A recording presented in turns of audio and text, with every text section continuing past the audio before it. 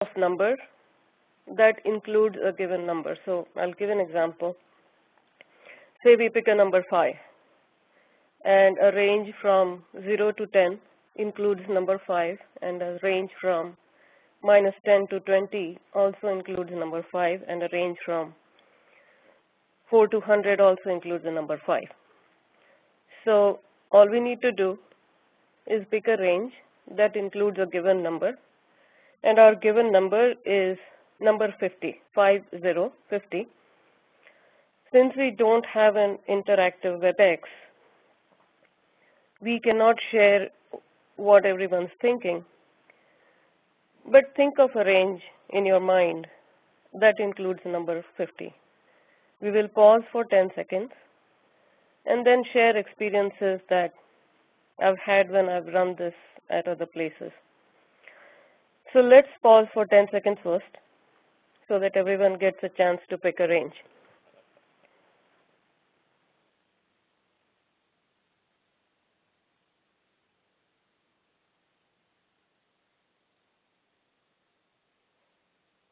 All right.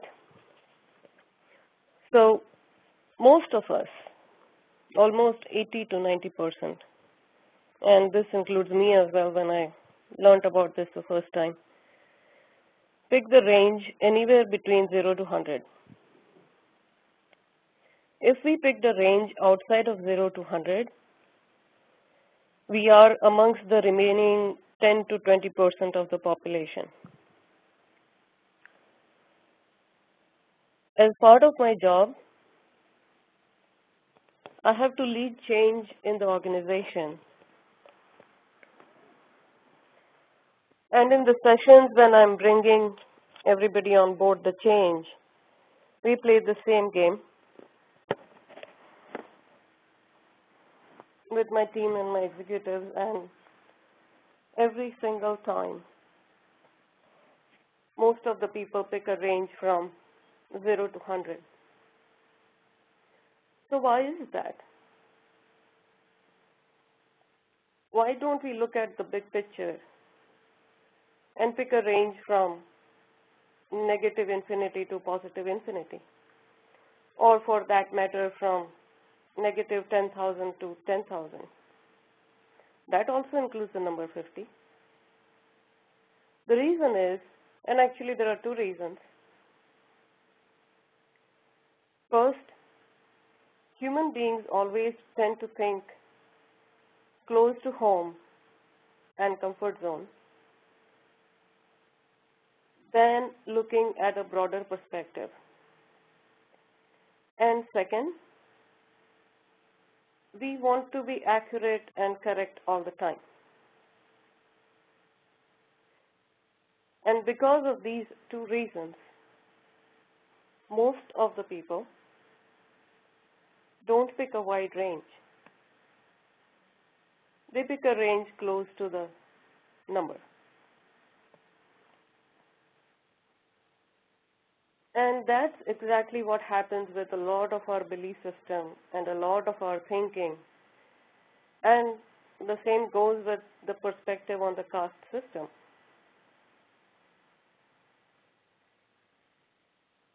So let's do this today. Let's step out of that range of 0 to 100 and think infinity to infinity, or take a broad perspective on caste system.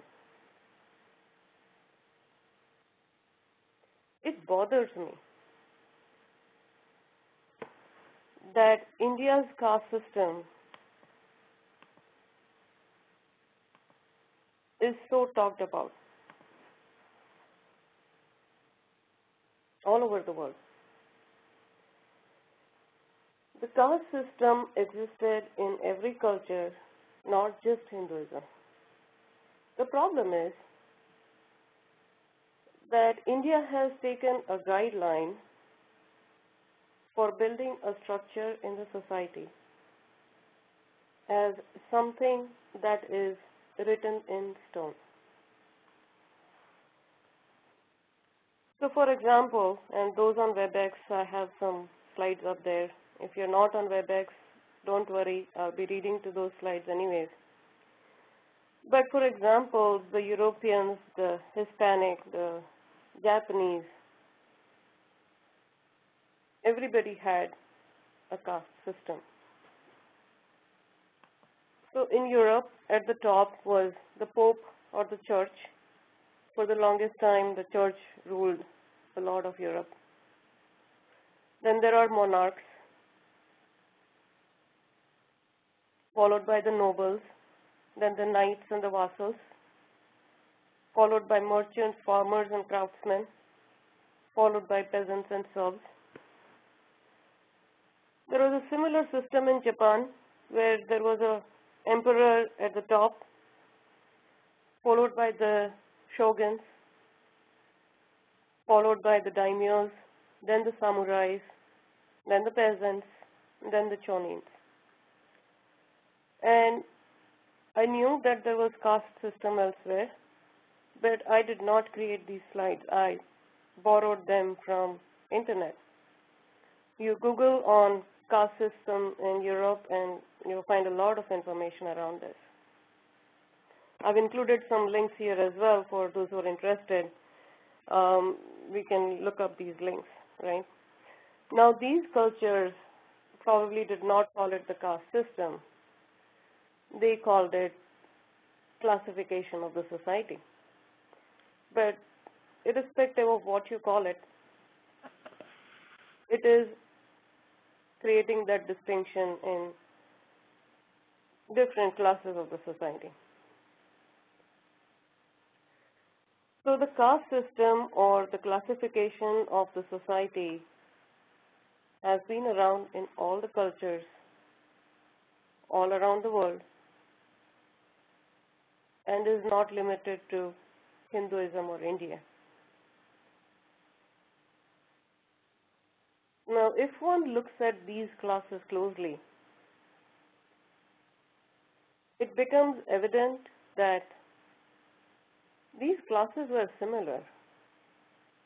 At the top were the rulers and the nobles and the educated ones. The second level were the protectors. Third level was the merchants and the tradespeople, and the fourth level was the remaining. It is a very similar structure across all cultures. And since the similar classes existed all over the world, there seems to be some method to madness as this crossed the boundaries of cultures and nations.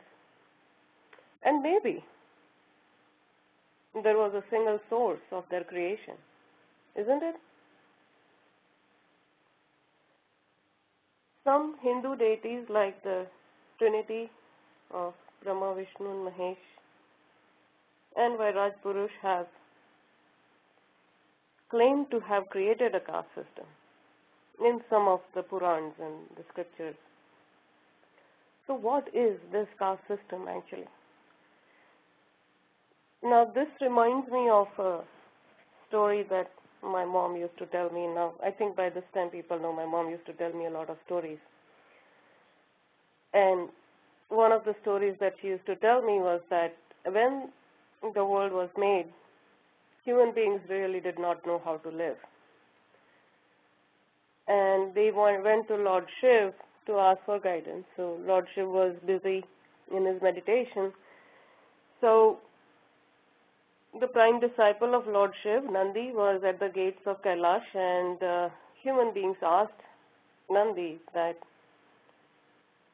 what should we do? How should we live our day-to-day life? We don't know when to eat. We don't know when to do what. So Nandi said, fine, I'll take your message to Lord Shiv and come back with an answer. So Nandi goes away for 2-3 days, finds Lord Shiv and talks to him and says, Lord Shiv, human beings have this problem. And Lord Shiv says, well, tell them that Tron var nai and ek var khai, meaning bathe 3 times a day and eat once a day. And along the way, while Nandi was repetitively, remembering the answer, he switched it by mistake, and he came back and told the human beings that Lord Shiva said that you bathe once a day and eat thrice a day, and that's how our diet system was formed. And I've always wondered what would have happened if we bathed 3 times a day. Much more laundry and much more water. But anyways, that was just a story. So what I want to bring about is that when the creation was formed, the human beings were so ignorant that they really didn't know what to do with the days that they were given and the life that was given to them. So the caste system was probably formed to provide a framework for the society. Initially, during the early days of creation, there was a need to guide humans into a structure and help them understand what they're naturally good at. In management, we are taught to recognize our strengths and leverage them. A lot of executives are asked to read the book Leadership by Strengths, and a lot of them struggle with it. Caste system is a framework that helps one understand one's strengths or orientation.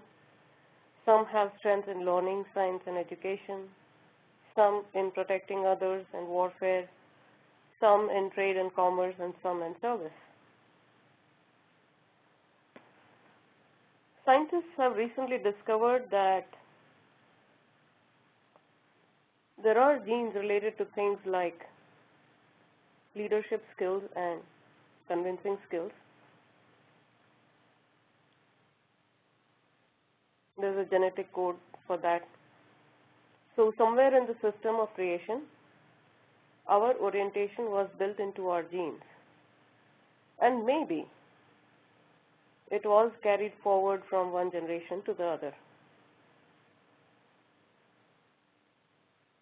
And the system was designed to help us understand at a high level what we are naturally good at, what we are naturally capable of in a given body or birth. Doing anything different than our natural disposition would take a lot more effort, but it is not impossible. There are exceptions everywhere. It's just a little more harder. However, over the years, the genetic code is all mixed up, and those early principles no longer hold. Other cultures have moved on, and we do not see caste system anywhere else now. It's more or less gone. But India has either stayed in that old mind frame, or even worse, has moved backwards. In fact, what has happened is that with the strong belief about one's caste from generation to generation, it has become a built-in part of the ecosystem and cling to us as a sanskar. Sanskar here does not mean cultural values. We'll talk a little bit about sanskar in the later part today. But there is an example from Lord Swaminarayan's lifetime where there was a lower caste boy, and Sriji Maharaj asked him to say 100 times that I am a soul and not a lower caste person. So he said that 100 times, and then after that Sriji Maharaj asked him again, who are you? And he said, I am a lower caste person. So it has become ingrained in our sanskar. In past 50 years, in India it has been a lot of political hype as well. There is truth to it, I'm not denying it, but some of it is hype as well. So before I move on, I wanted to share one example, one incident from Anadi Muktraj Param Pujya Narayan Mama's life, and Binduben, you and the Vidyanagar Satsang Mandal would remember this. Narayan Mama used to come to Vadtal on Poonam, and then whenever he would have time, he would come to Vidyanagar and usually visit Bipin Bhai Sada's place. And in India, we did not have the culture of using disposable glasses. So whatever is available in the household will all be taken out to, give water to satsangis who have come along. And if there are more than the number of utensils or glasses in the household, then you serve as many as you can, you wash the glasses again, and you serve again. And people were being offered water in all different glasses. I think there are about 50, 60 people there. And Narayan Mama was specifically offered a steel glass, because there was a belief that the spiritually elevated ones should drink out of steel glasses. And Narayan Mama he explained it in a very nice way. He said the crystal glass or the glass, the transparent one, is actually more cleaner than the steel glass, but it is just a belief that steel glass is cleaner. And he explained that what happens is, because it is easy to clean crystal, people simply wash it with water and don't use soap to clean the glass, and that's why the glass might be not as clean as the steel glass, because the steel glass needs to be cleaned properly. But if you clean the crystal glass as properly as the steel glass, then it is cleaner than the steel glass. So what I want to say is that there were beliefs in our society, and Anadi Mukta, like Narayan Mama, would always come back and give us the right understanding around those beliefs. So Anadi Muktraj Param Pujya Narayan Mama used to say that caste is based on our deeds. If we are into education, meditation, worship, we are a Brahmin, and likewise for other castes.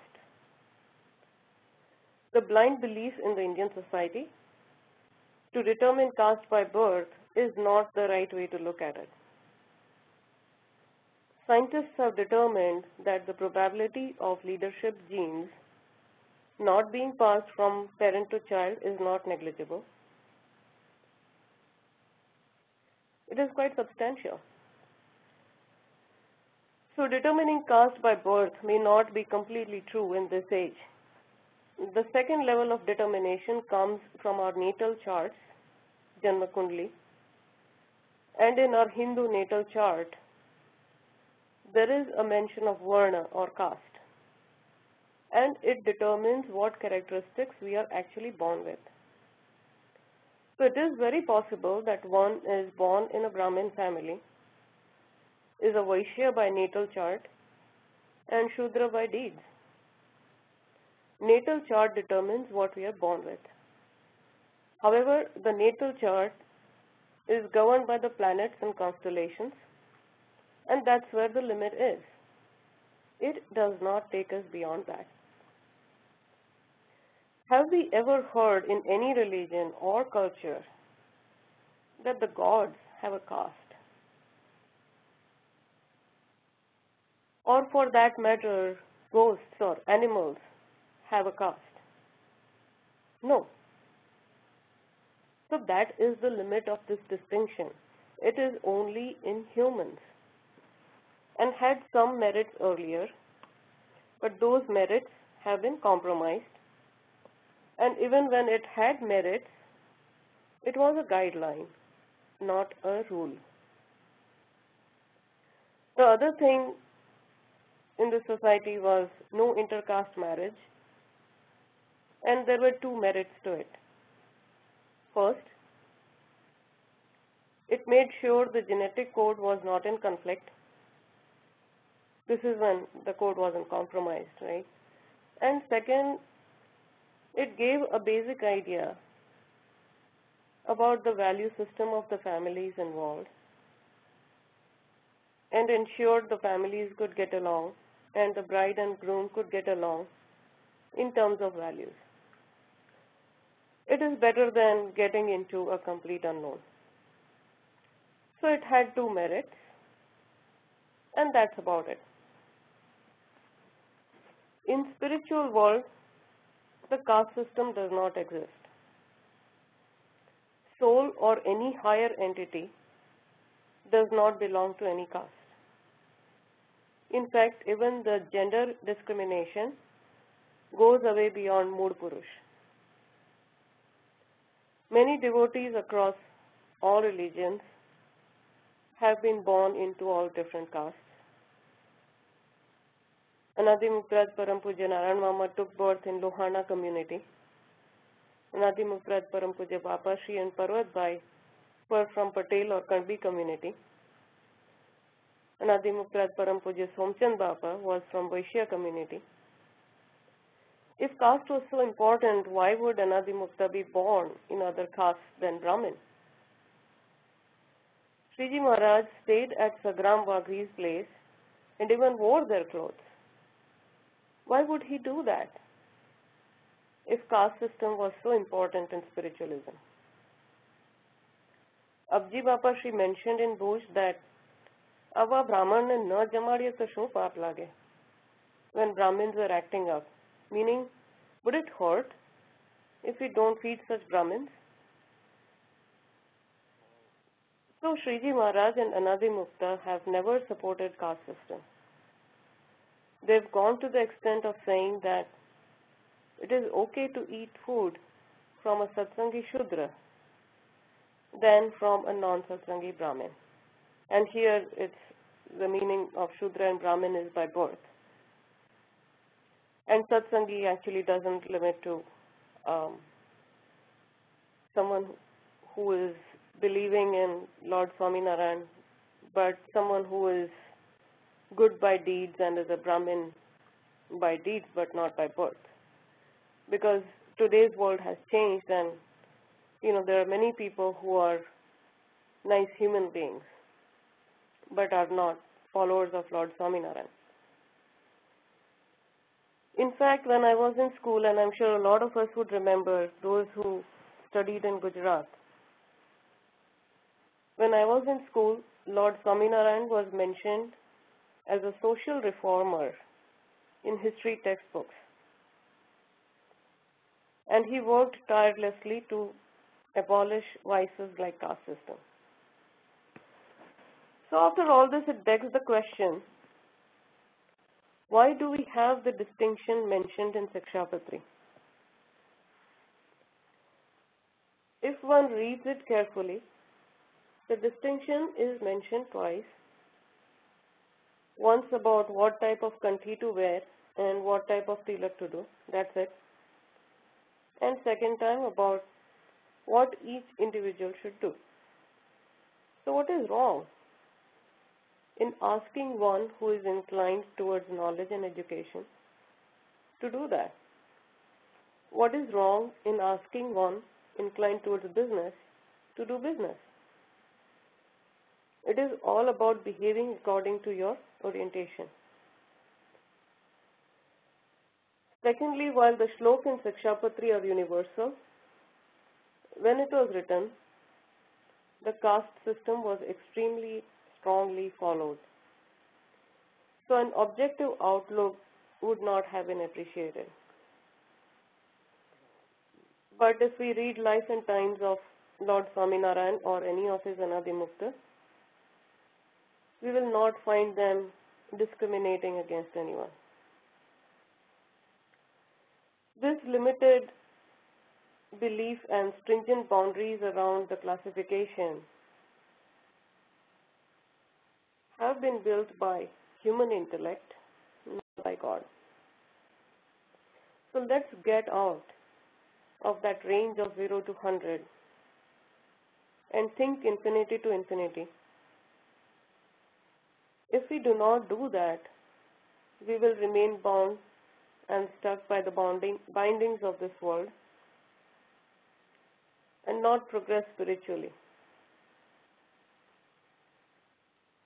All the attachments and ego related to caste, birth, creed, gender will have to be given up to attain ultimate redemption. So that was a long digression on caste system. Let's move back to our main topic of the series and interaction on soul, body and mind. To quickly recap,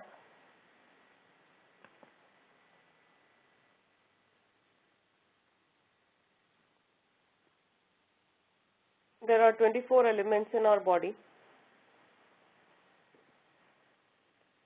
5 fundamental elements: earth, water, fire, wind and space or sky.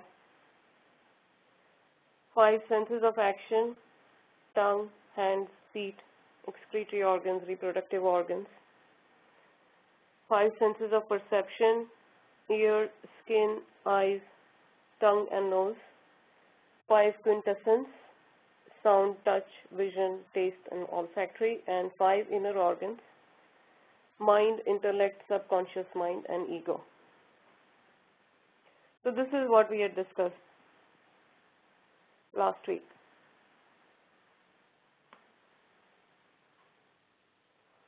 So let's move forward. There are mainly 3 types of bodies: the physical or the gross body, the subtle or the astral body, and the causal body.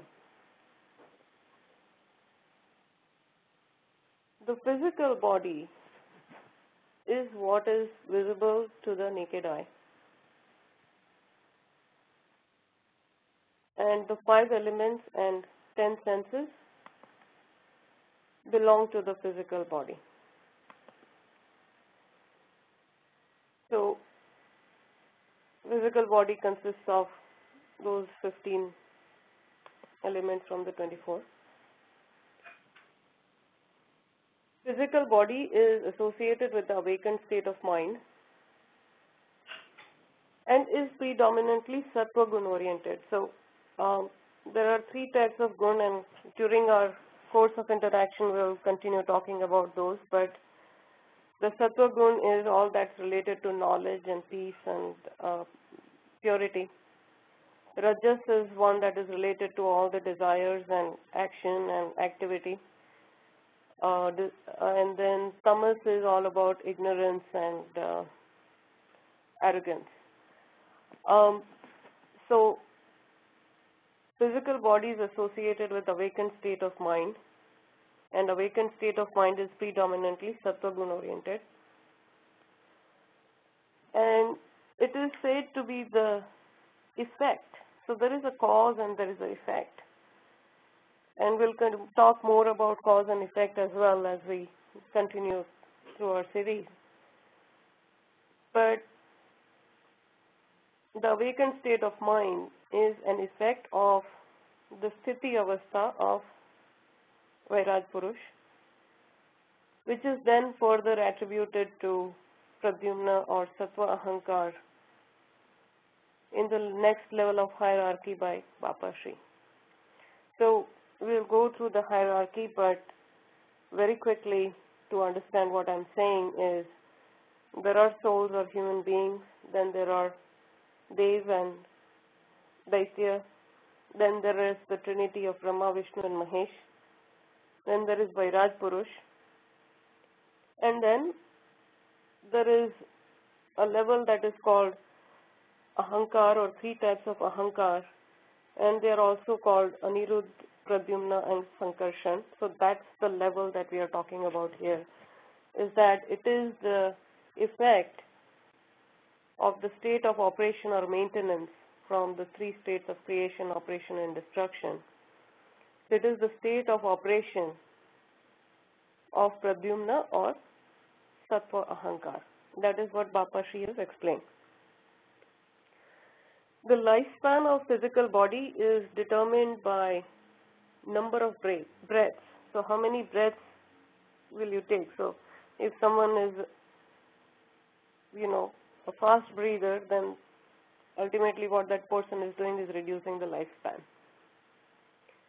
So that is why there is a lot of importance and emphasis on control on breathing in ancient Chinese and Indian cultures.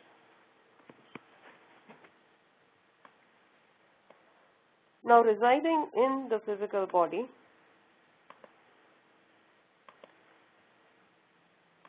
is the subtle body or the astral body. The 5 quintessence and 4 inner organs belong to the astral body. 15 elements of physical body also exist in the astral body, but in a subtle form. So it's not visible to the naked eye. Astral body or subtle body is in a gaseous form, or it's gaseous in nature. Subtle body is associated with dreaming state of mind, and that state is predominantly rajas oriented, and it is the effect of the creation state of Aniruddha or Rajas Ahankar. Ghosts, that is Bhuta or Prets, are souls without physical body. They are mentally disoriented like our dreams are, but are usually governed by a strong will or a desire, and they try to fulfill it through others. So kids are, and even grown-ups sometimes are, afraid of ghosts, but don't be. They are just defocused souls who don't have a body, a visible body.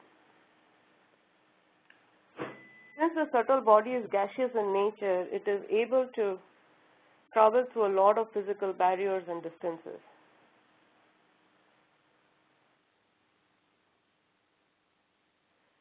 A lot of out-of-body experiences. So we all read about, somebody who was in a surgery and had an out-of-body experience. So a lot of these experiences are nothing but the subtle body leaving the physical body and then looking back at itself. And the subtle body is connected to the physical body through what looks like a silver cord. Now, I haven't seen the silver cord, and my knowledge doesn't come a whole lot from experience, but those who are in meditation and can see these connections say that there is a kind of a silver cord that connects these two for the lifespan of the physical body. At the end of life of the physical body, the cord breaks and the subtle body moves on to the next physical body or stays in the state of subtle body till the fruits of karma render another physical body to the soul. So this concept can be best explained by, the other day we had taken an example of a laptop, so I'll continue with that example. And it's like once your laptop gets old and outdated, we buy another, but then we have to take a backup.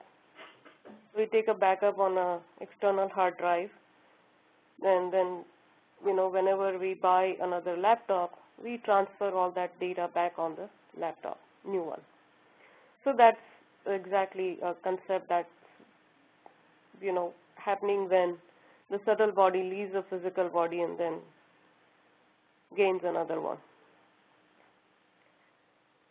So there is a post-death ritual in Hinduism where there is a silver cord that's used to cut something. I've seen these rituals. And the fact that the subtle body is connected to the physical body through a silver cord kind of tells us the relevance of that ritual. Also, sometimes in our dreams we meet a dear one and we get up thinking, wow, that was real. It felt so real.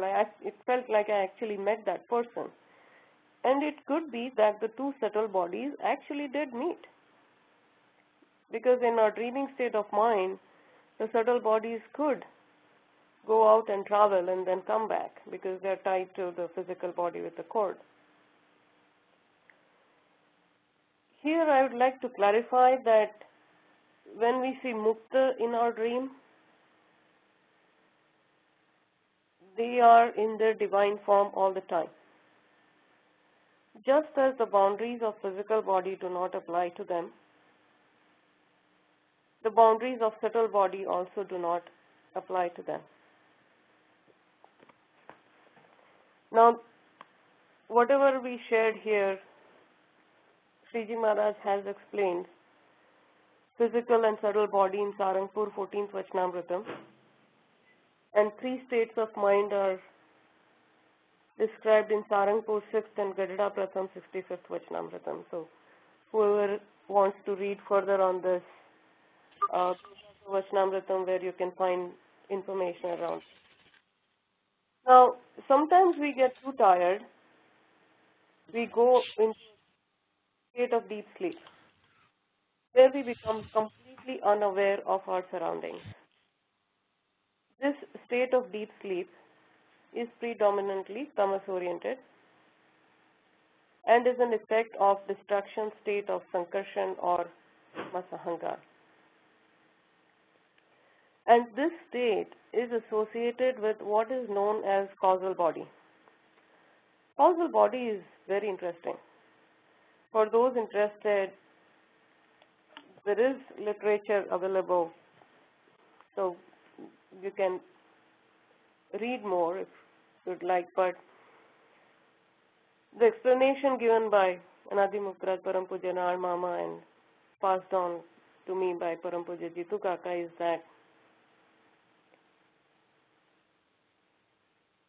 it is one of the best and all-encompassing explanation. And for understanding the causal body, the way they have explained it, let's first delve a little bit into what we know about inner workings of the brain. There is a lot of brain research going on these days, and there are some findings or discoveries which are very interesting. So in interest of time, we will only talk about a few relevant findings. So at a high level, we know that there is a cerebral cortex, there is a cerebellum, there is a limbic system, and there is medulla oblongata as parts of our brain, and then there are neurons within the brain, which are the brain cells.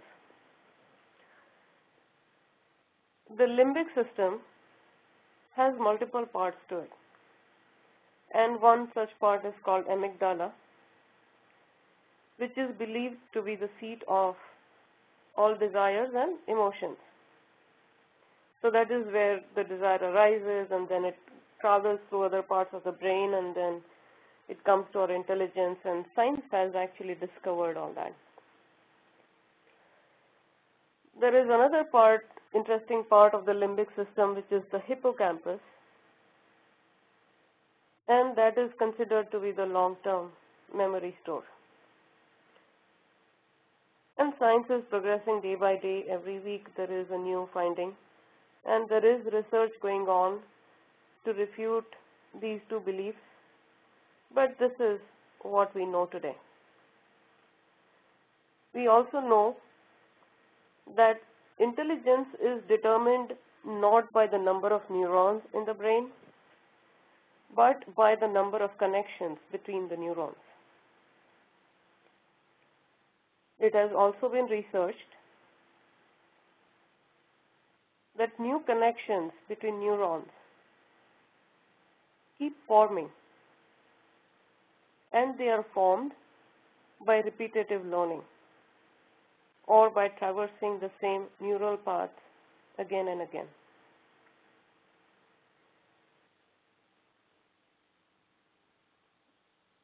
Another finding is that when an experience is stored in our memory, that entire experience is stored in one neuron.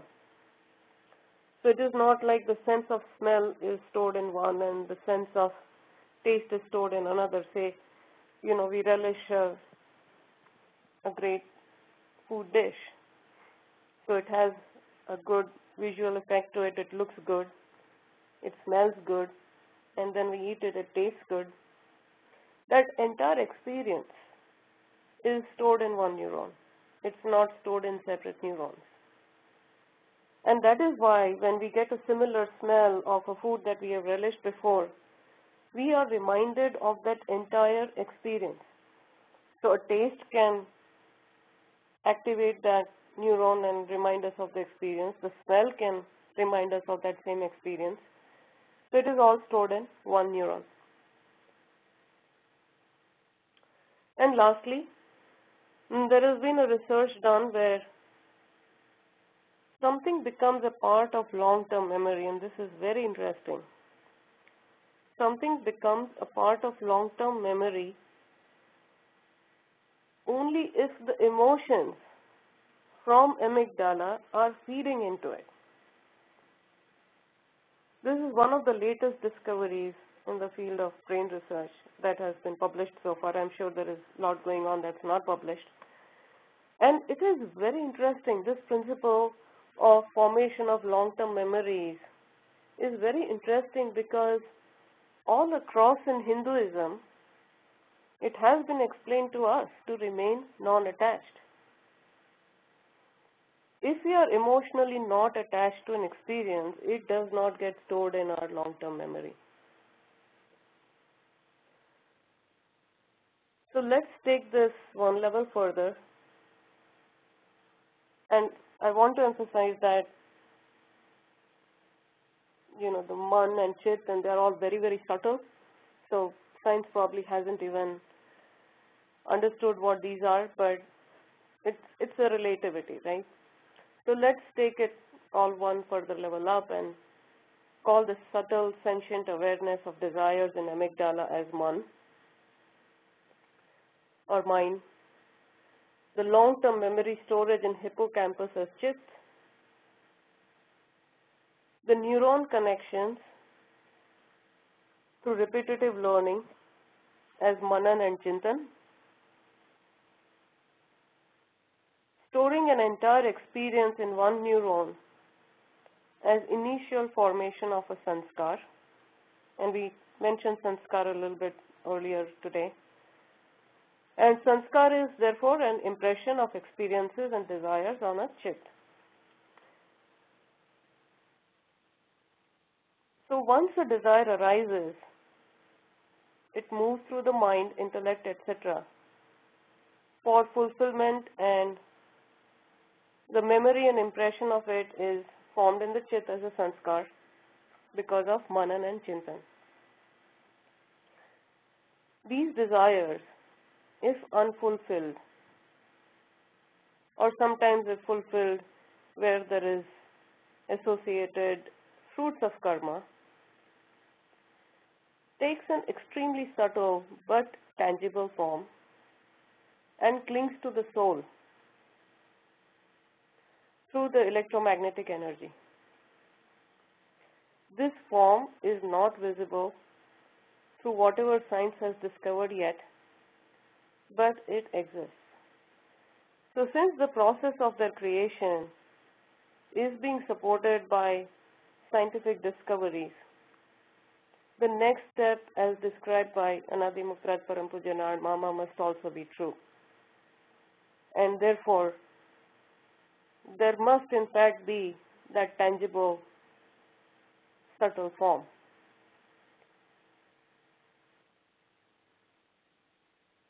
And that subtle form clinging to the soul through electromagnetic energy.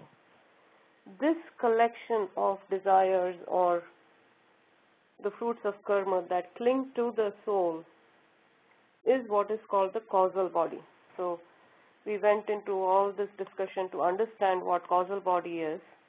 It mentioned that it's very interesting, and that is what the causal body is. It's called a causal body because it is the cause for the soul to take birth and attain physical and subtle bodies. And this body is associated with deep sleep state of mind, as we talked about a few minutes back. There is a fourth type of body which is not described in a lot of places, and it is called a great causal body. So in the spiritual hierarchy, there is a perishable and non-perishable world. Causal body is made up of desires of the perishable world, and great causal body is made up of desires of non-perishable worlds. That is the world beyond Mood Purush.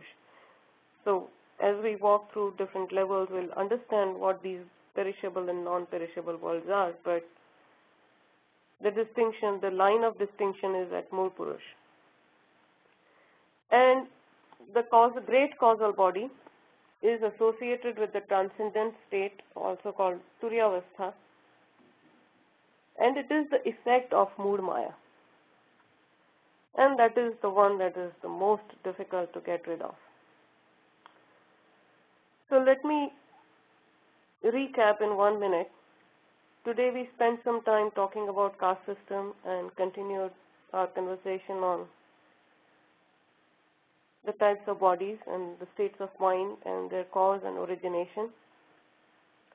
Next week we'll talk more about senses and inner organs, and if time permits, we will walk into what is moksha, or what is liberation and why liberation. So with that, Vishal bhai, I'll hand it over to you. Jai Swaminarayan, everyone.